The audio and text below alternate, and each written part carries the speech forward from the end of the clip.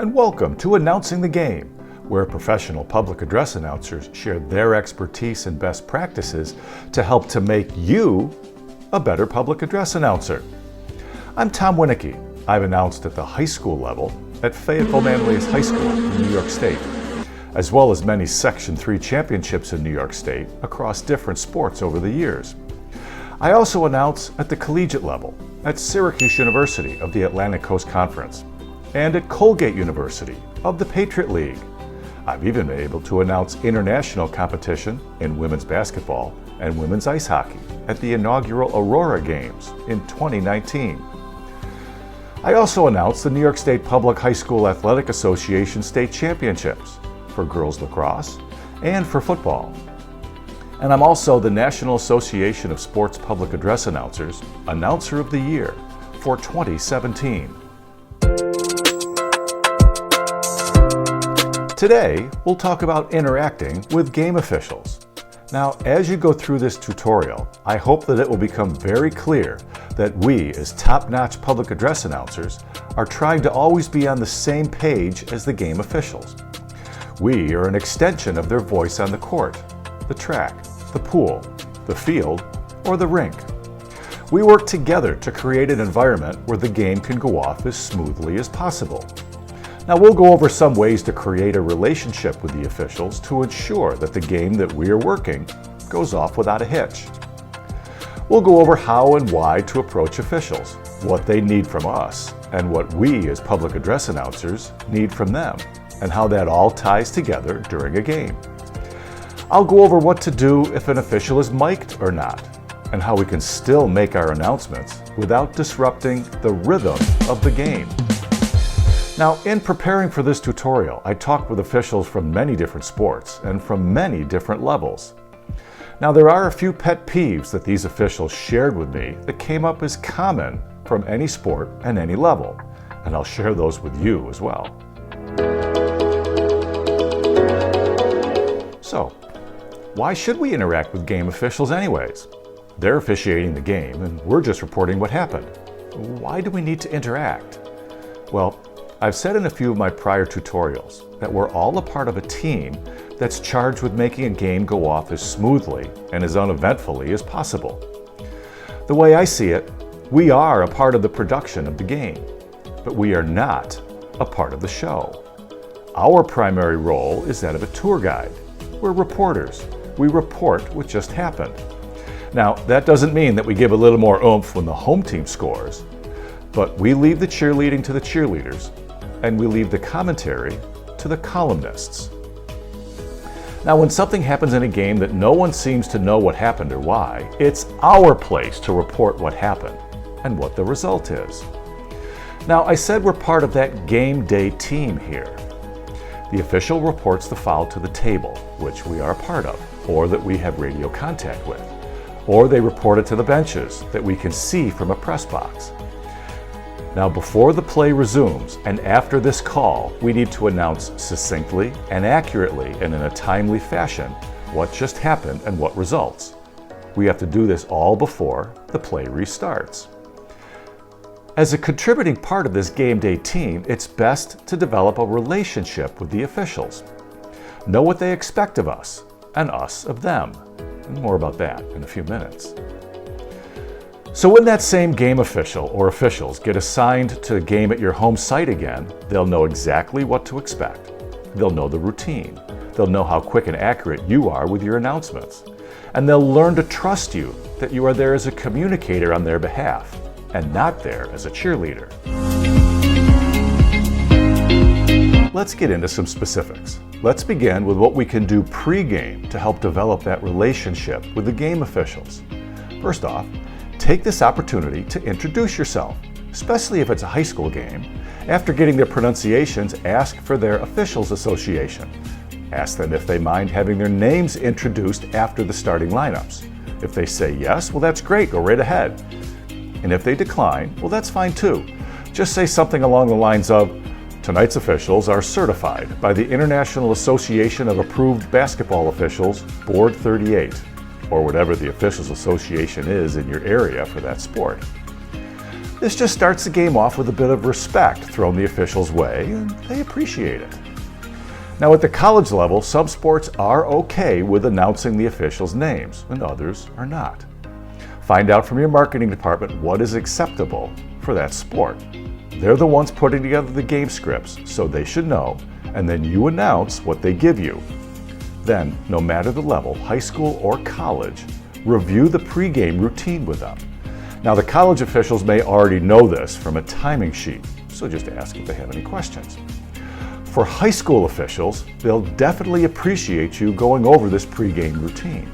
You see, each site they work is probably different as far as this routine goes, so they'll really appreciate you taking this extra step for them. Things like what comes first, the anthem or the starting lineups? Will the pregame clock go to 0 before this all begins, or will the anthem start with, say, 5 minutes on the clock so this and the starters are finished before the clock hits 0? Now officials, like the rest of us, see the game scheduled for, say, 7 o'clock and expect the game to actually begin at 7. Setting up the pregame clock ahead of time so it goes to 0, let's say 5 minutes before 7 o'clock, gives you a chance to let this happen. If the pregame clock hits 0 at 7 o'clock, then the officials' time is just wasted, and you've lost that little bit of respect for their time. Now again, it's just another way to respect the officials, as well as the fans in the stands. When the game says it's going to start at 7, well, it should start at 7. No matter the sport, it's a respect thing, especially at the high school level. The game is scheduled for a specific time, say 7 o'clock, and everyone plans their arrival for that time. Some people may even have gotten off early from work to get to the game on time. Well, if that game starts late because administrative things got off late, then people are going to grumble, and they have every right to. Now let's use football as an example here, but you can take this and apply it to any sport that you announce. When talking with football officials, they'd like the pregame clock to go to 0 at least 10 minutes before the scheduled kickoff. That way, starting lineups, sportsmanship talks for both teams, meeting with the captains, tossing the coin, can all be done and still get the game started on its scheduled time. Some football officials may even prefer that the starting lineups are introduced before that 10-minute time before 7 o'clock. So the rest of the pregame duties go off without a hitch. So again, at the high school level, make it a habit to meet with the officials well in advance, usually during team warm-ups. And a good time at a football game, when you see them meet with the coaches pregame, as soon as that breaks up, immediately step right in with them. Review the pregame routine with them, when the pregame clock will go to 0, how much time before game time, the order of the lineups and the national anthem, and when they want to meet each team for sportsmanship talks and meet with the captains to toss the coin. It would just be unprofessional on our part to wait till 5 or 10 minutes before the game to go over things like this. I found out that by taking this initiative to meet the officials, they hear what I have to do for pregame, and they more often than not will work with me to get their pregame duties done around my schedule.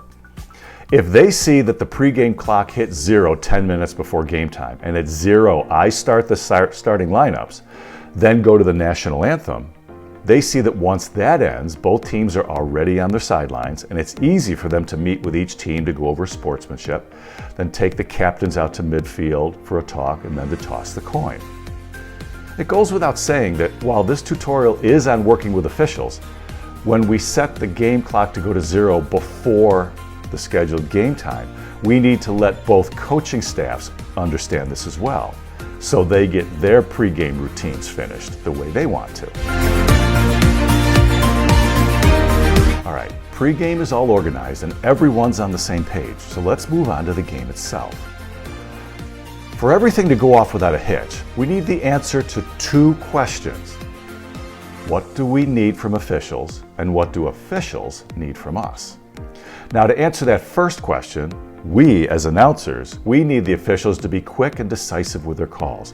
One official I talked to for this tutorial said they want them to own the call, then to communicate the call clearly to the table or to the sideline, both verbally and with their hand signals. If something isn't clear, say for basketball, we don't let them leave the table until we know exactly what they called. Good officials will say that pregame to us. They will want us to hit the horn if something isn't completely understood. Now, the officials, on the other hand, expect us to be able to make our announcements after they report them and announce them exactly as they report them. They expect us to be reporters, not columnists. No color commentary. Now, remember that reference earlier. Now, I'll get to more of that a little bit later on as well. They expect us also, in the words of another official I talked to be sport specific, to use the terminology specific to the sport, and to know the official signals. For example, a men's lacrosse official expects us to know that this is a push with possession and is a 30-second technical. A field hockey official expects us to know that this is stick obstruction, and when it's inside the arc, it results in a penalty corner. A high school football referee expects us to know that this is holding and it's 10 yards from the line of scrimmage now, not from the previous spot anymore. A women's lacrosse official expects us to know that this is a 3-second violation that results in a free position shot. They also expect us to know the difference between a green and a yellow card and what results from both of them. An ice hockey official expects us to know that this is interference and is a 2-minute minor penalty. A women's ice hockey official expects us to know that this is an illegal body check and is also a 2-minute minor. Now, they also expect us to finish these reports before they restart the game. A Division I basketball official I talked with wanted the game to move along. He called it the rhythm of the game, and we'll use that term a lot today. If I'm late announcing who committed a foul or who's shooting free throws, he said that I put him in a position to now have more time to listen to players gripe about the call or trash talk to each other while they're on the line. By me being late with the announcements, it makes his job of officiating the game harder. Now, if the official doesn't wait for me to finish and I end up talking while the free throw shooter is getting ready to shoot, that's a bad situation as well, and the coaches will get all over me, as they should. The game, he told me, is already difficult enough to officiate properly. They don't need me as the PA announcer to make it even harder. He expects me to get out of the way of the game. You can see how both the officials and me as the public address announcer have responsibilities and expectations of each other to make sure that the game goes smoothly. Let's say you're working a game when the official is mic'd. Football comes to mind right away, but other sports are starting to use mics with officials. Some field hockey and basketball officials in games where video review is available will now have the official actually use a mic at the scores table to report to the crowd what the video review is looking for and what the result of that review was. Now, when that's the case, that's easy. We just stay out of the way. We let the officials say what needs to be said. Now, when video is used this way but the officials don't have access to a mic, you should recognize this and approach the officials pregame and ask them to let you know what's going on during a video review. Now, normally, because of television, an official will go to the on-air talent to explain things so that TV announcer can pass it on to their viewers. But they may not think to tell us as the public address announcer to pass it on to the people in the arena.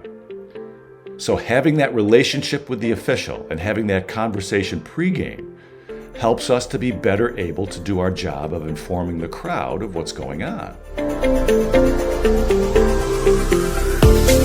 Now, you may be approached by an official during the game. They may ask you to speed up your announcements so as not to disrupt that rhythm of the game that we talked about. We, in that case, need to put our egos aside and take what they tell us to heart. It's their game to administer, and we can't get in their way. Now, an example of this happened with me with men's lacrosse. I like to announce who takes the face-off after every goal. I'll tell the officials pregame about this and that I've already talked to the timeout coordinator about having them give me a signal a few seconds before he signals the official that they're back from the commercial. That gives me a few seconds to announce who's taking the face-off before the official starts to make calls to administer the face-off between the two face-off specialists.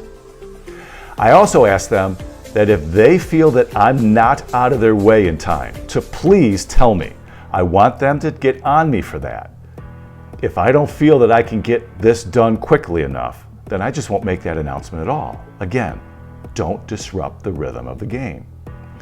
Over time, since I've done men's lacrosse for many years now, and I know some of the officials, they often say they know I'm going to get it announced quickly enough for them, and a lot of time will say that they'll just go off my voice. Now, that's a nice compliment, but it's also a lot of responsibility on my part. I now have to maintain the rhythm of the game. There may be an issue in the stands that an official needs to be addressed. They should be expected that we, and this can be added to the list of what an official expects of us, expect that we are ready with scripts to address an adverse situation. Is it a vulgar chant from a section in the stands? Or is it a specific fan going over the line? Well, the expectation is that we have those scripts ready. Do you? Now, what can we do to make an official appreciate us more? And on the other hand, what can we do that makes an official upset with us? Well, to address that first question, as we've said all along here, when we're quick and accurate with our announcements, but not too quick that it's before the foul's been reported, and all this is done before they restart play, the officials appreciate that. Again, the rhythm of the game that you've heard us talk about.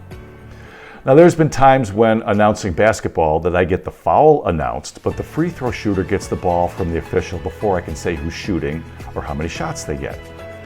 If it's a 2-shot foul, I simply don't say anything on the first shot. Then for the second shot, I say, so-and-so now has one more shot.